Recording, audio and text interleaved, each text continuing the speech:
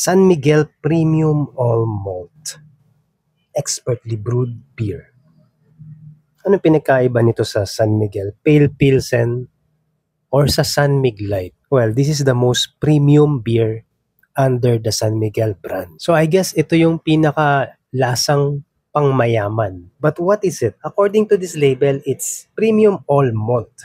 So ano ibig sabihin nun? Actually, I don't really know and I don't understand. Ang alam ko lang, mas masarap ang lasa at flavors nitong all malt. I have tasted this beer many times before and pag natikman mo siya, malalasahan mo talaga na mas rich at saka mas aromatic at saka mas full-bodied ang lasa niya if you compare it to Pale Pilsen at saka sa San Mig Light. Now, because this is premium beer, obviously, mas mahal siya kaysa sa Pale Pilsen at saka San Mig Light.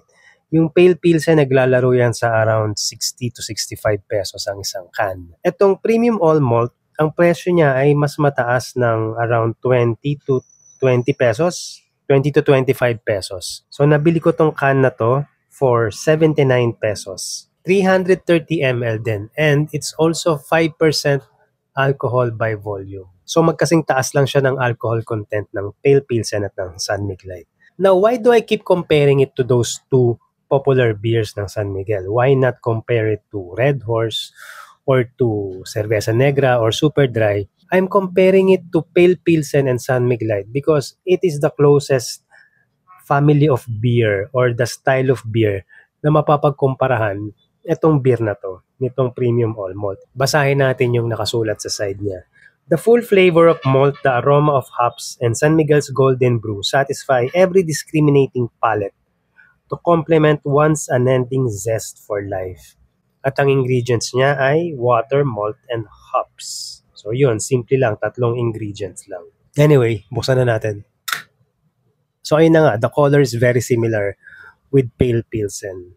It's golden brew. It's a little bit darker than San Mig Light. Ang San Mig Light ay mas transparent yan eh. And lighter, yellowish ang kulay. This one is a little darker. It's very fragrant, ang bango niya. And slightly manamis-namis ang amoy. And because it's pure all malt, mas naaamoy ko yung aroma ng malt.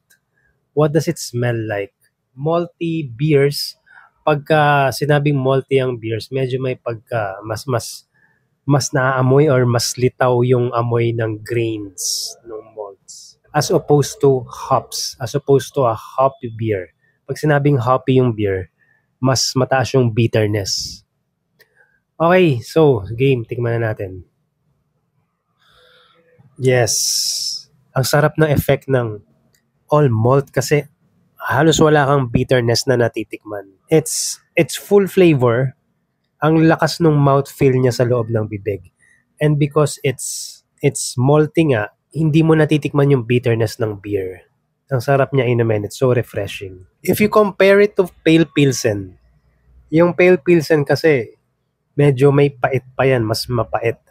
This one, it's not bitter at all, but it's very close ang lasa niya sa Pale Pilsen. I'm sorry, I keep comparing it to Pale Pilsen because it's the closest nga. It's the closest kind of beer sa San Miguel Beer's product lines. Ang sarap. I like it.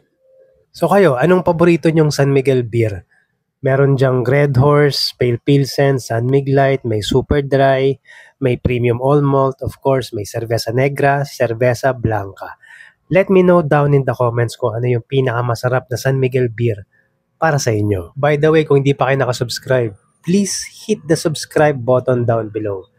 Kasi kung hindi, magagalit sa inyo si Darth Vader. I'm forcing you to subscribe. That is a bad Darth Vader impression. Isa pa. I'm forcing you to subscribe to this channel. Anyways, natikman nyo na ba yung Red Horse Super? Red Horse Super yung pinakamalakas na beer. Kung yung normal Red Horse is 6.9% alcohol by volume, yung Red Horse Super ay 10% ABV. Now, I've tasted that beer and if you wanna watch that video, click here. Thank you for watching and see you in the next episode.